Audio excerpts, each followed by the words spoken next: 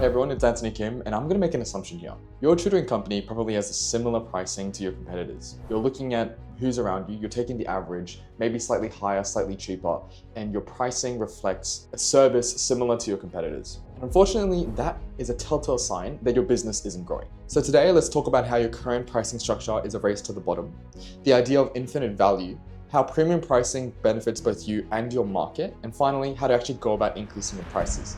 So let's jump right in. Now, unfortunately, what most tutoring businesses do, if they're early or if they're just starting out, is they hop on Google Maps, they do a quick search of their competitors, they take the average prices of the hourly rates or program rates for the competitors and increase it by a little just to have a bit more revenue, or decrease it by a little to have that competitiveness. What this does is it makes you seem like a commodity, just like another option in the market. And what you'll find is that over time, to compete with you or to compete with the prices of other companies, they'll gradually cut prices. Your competitor will cut prices, and as a result, you might cut prices. And that's all in the intent of making you seem more competitive. But the thing is, that's just a race to the bottom. As more and more people in the market cut prices, the only option is to really go closer and closer to zero. And you won't really get much out of that. You'll need more students to make up the same amount of revenue and profit. Parents will compare your services based on the hourly rates of you against your competitors, because most tutoring companies, they do the same thing. They have weekly, hourly, or 2-hour classes. They do the same reporting, onboarding, and support service. And this makes you seem interchangeable with every other tutor out there. Now, in reality, when you price like everybody else, parents will treat you like everybody else. And that's not something we want. We really want to differentiate ourselves and show that we have a better service, a better business, and we can get them more results than your competitors. So what should we do about that? Well, let me introduce you to the idea of infinite value. We want to be competitive. I don't want you to get me wrong there. We want to be competitive, not in pricing, but in value. And let me introduce a bit of an example here. Let's say you are on a rock. Now, you've been on this rock for a long time, and you don't really like anything about this rock. The rock gives you stress every day, it gives you problems, and it's not where you want to be. In the far horizon, you see another rock. Every day you're looking at that rock in the horizon, you feel like that's where you want to be. That's where your goals align with, that's where you think you'll be happier, and that's where you get further along in your journey of whatever that might be. Now, let's say in the middle is a bunch of water, and you can't get past that water. But you have a series of boats in front of you, laid out there, and the people in this boat are saying, I can get you from A to B, and here are my prices. Let's say every other boat along that beach or along the port are having the same prices. They're competing, they're like, no, hop on my boat, I'm cheaper for the same results. That's not going to be an effective method if you're one of the boat owners to stand out. Now, let's say a person comes along and they have a really big boat. It looks comfortable, it looks fast, and it looks really luxurious.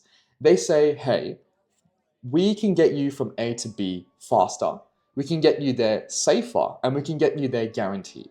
So if anything goes wrong, there is no risk.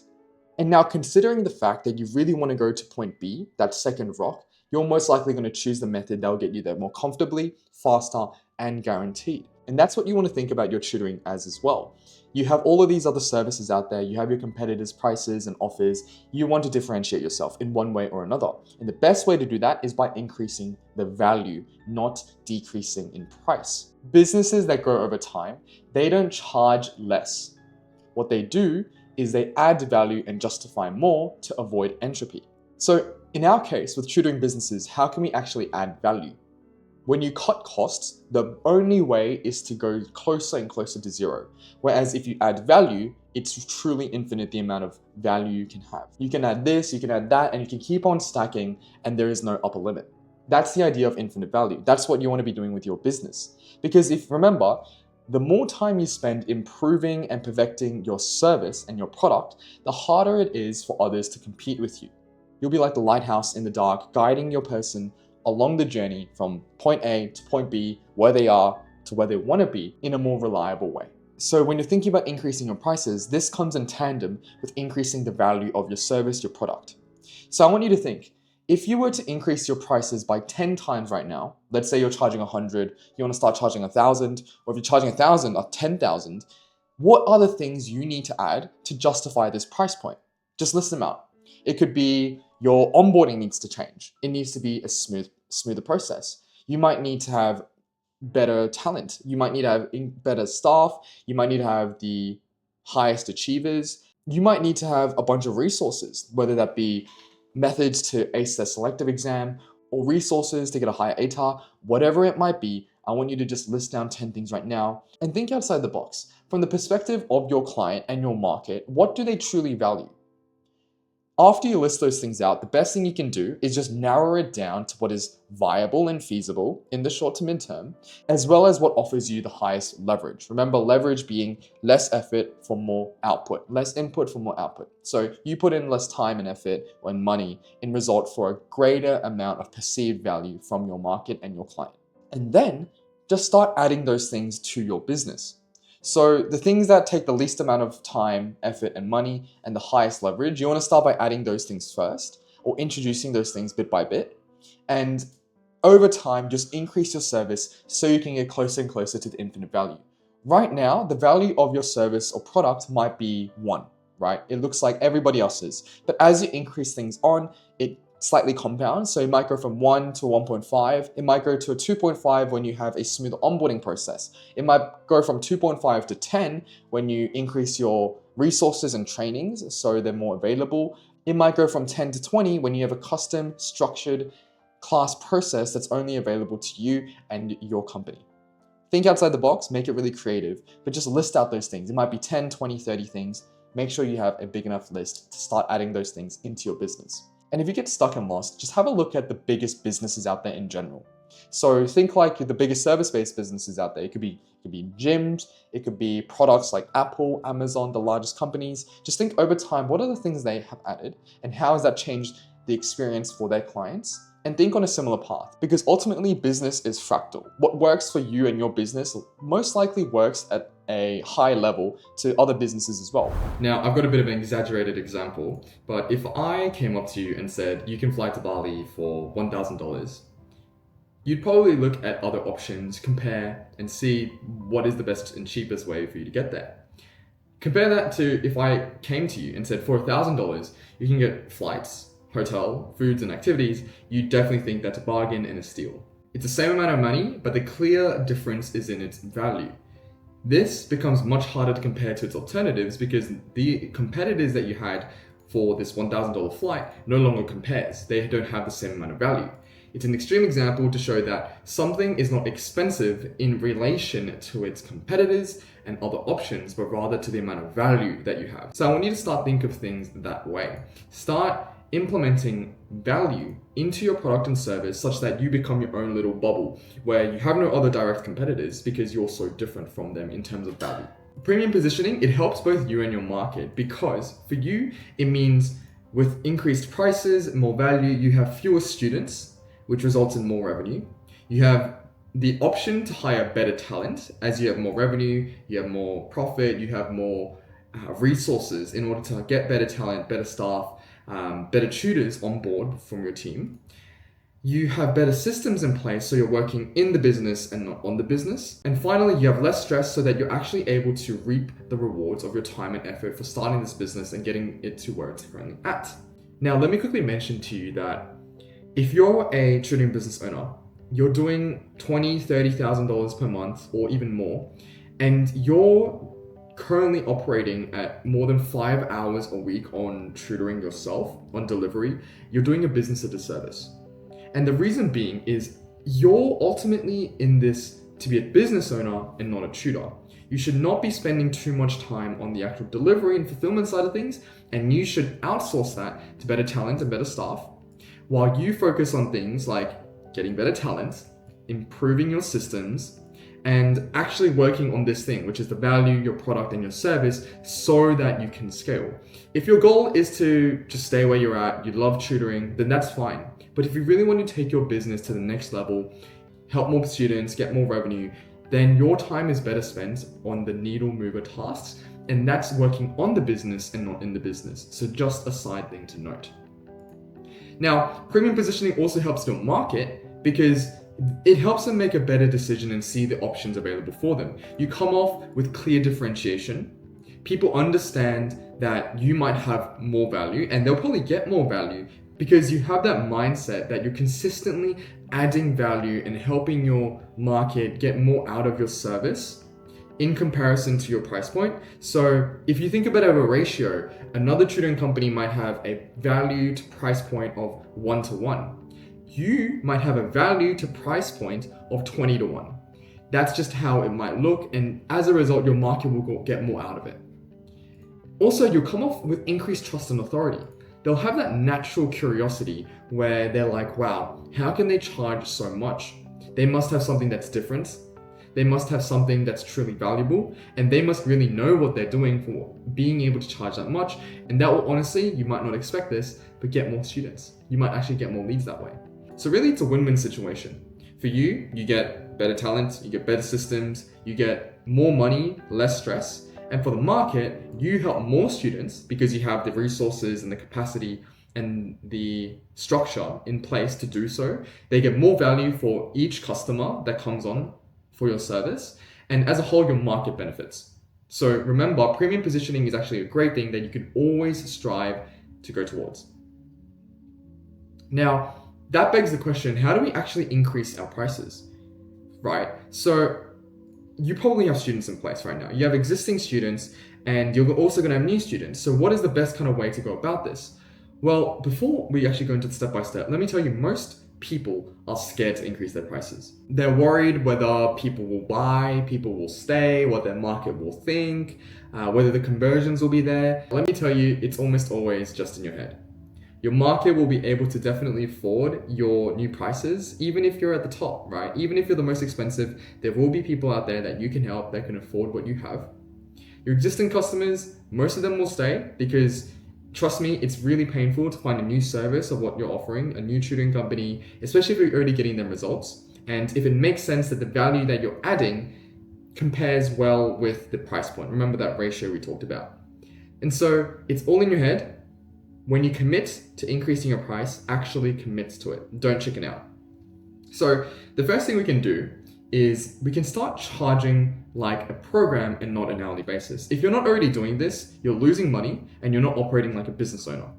So what some people do is they have an hourly rate of like $70 per hour, and they either charge weekly or even every hour, every lesson, and they get $700 for 10 1-hour lessons.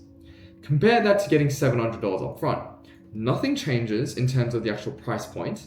It's just that you get the money up front for the same amount of service. We always want to charge like a program and not on an hourly basis. What we want to do is say that we're charging $700 upfront. We want to be receiving that initial cash flow, but you could still frame it and position it that it's just $70 an hour. This sounds cheaper than $700 upfront. So when you're actually mentioning the price, you can say, hey, that's going to be $70 an hour for 10 1-hour lessons. We're just going to be getting that upfront, and you can have it as credit for whatever it means. The latter option here, the $700 upfront, it's a way for you to actually get that cash flow initially because you can't afford not to have that initial cash flow. You're a tutor, not a business owner, so remember that.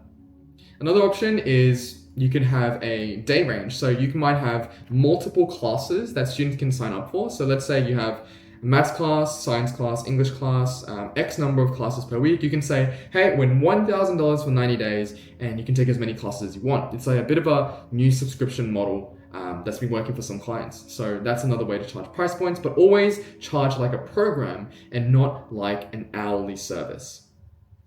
Secondly, you could also grandfather people in. So let's say you don't want to just have new prices increase. You also want to have your existing prices increase as well for the existing customers, right? What you can do is you can grandfather people in. So what that essentially means is you have a bit of an exception for existing clients.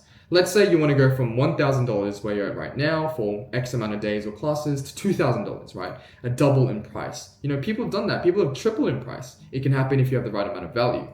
Let's say the new price is $2,000. What you can do by grandfathering people in is say, hey, just to let you know, we're increasing our prices from $1,000 to $2,000 to match the amount of value that we're adding to your service to get to where you want to be. But just for our existing clients, we're going to be making that 1.5K to show your appreciation for, how long you've been around with us, whatever you might say there. So that's another option. So you can have a bit of a price increase for both existing and new customers. One thing to consider here when you're deciding whether to only do it for existing, new, or both is that consider your lifetime value. What you're charging right now is probably going to be a reflection for what you're charging for the next amount of months until you add even more value and increase prices. And so if they're getting 1.5K for 3 months, compare that to 2,000 for 3 months, the lifetime value discrepancy is there, especially if you have a lot of clients right now. So consider whether you want to increase prices for everyone or just for the people that sign on you. Grandfathering is a great middle ground. Okay, so let's say you actually want to increase prices for existing and new families. New families, it's pretty easy, right? You just mention the new price, tailor it to the value that you have. But for existing families, it's going to be a little bit hard. So one strategy that's based in psychology that we do is anchoring. So let's say your current price is $500 and you want to up that to $750 because you think that's justifiable for the amount of value you're providing. What we can do is slightly increase the amount that you're going to say. So you're going to hop on that call with them or on that email and you say, hey, we're going to price our new service or program at $1,000. So $500 to $1,000. Now, I understand that this is going to come quite sudden. So what I'm going to do is I'm going to let you pay that in 2 points. We're going to let you do $500 today and $500 later. The reason why we say $500 is because they already have that safe home ground, that they understand $500 is what they've been paying, they're comfortable with that amount, and they probably have the means and the resources to pay that amount. What we're going to do is we say, okay, you're going to pay $500 today, $500 later, or you can pay $750 right now and get that savings. And what that does is it makes pricing and selling your new price much, much easier. They have that psychological anchor that, wow, I could be losing or investing $1,000, or I could have a savings of $250 if I pay upfront right now. And most people will go for this option because they're actually able to afford your prices, no worries. Okay, it's all psychological. Similarly, let's say we have a program that's currently at $1,000 and we want to up that to 1.5K. I would anchor it at $2,000 and always have the today payment the same as the one before. So you might have $1,000 today, $1,000 later. And same system. You really want to be charging 1.5K, but this is just an anchor so that they see the value, or not value rather, but they see the savings that they can make by just paying today. Let's say we're going from a high ticket $2,000 and we want to up that to 2.5K. I'd probably anchor it around $3,000. So let's say, hey, our new pricing is going to be $3,000. And some people might actually just purchase this amount, and that's okay. If they see the value and they're able to really appreciate what you have, that's fine. But you would still mention, hey, we can do 2K today, 1K dollars in a week, a month, whatever it might be for the duration of your service. Or you can pay 2.5K upfront. And comparably, from $500 to $750, that's an increase of 50%. But as you go up in price, the increase is going to be less in terms of the percentage wise. So this is a great strategy for you to use when you're actually increasing prices to families. So we talked about 3 kind of strategies at a high level here. What you want to do is you want to start off with a bit of an email, SMS, or WhatsApp message before hopping on a phone call with your clients. Especially if you have a lot of clients at scale, it becomes hard to hop on a phone call with every single one of them. So you can write on your email and go like, hey, start with why. We're writing this email because the value, the results we've been getting, whatever it might be. You then want to transition to describing your current services and the results you're getting, including the costs involved to actually deliver this service. So for example, you might go, hey, over the last 6 months, we've got in this many results and we're currently doing an excellent job at increasing maths results for X students, right? And then you can go, to do this, we have cost of premises, cost of excellent staff, etc. And you want to tie it to the value. Then what you want to do is you want to describe the value you'll be adding in the future. So from here, we want to make sure that we are able to be the best in the industry. We really pride ourselves in having an amazing service and clients that really appreciate what we do.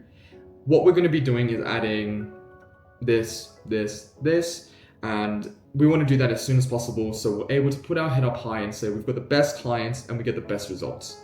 Now, in order to add this value, we need more resources. We need to tie that to a corresponding price increase.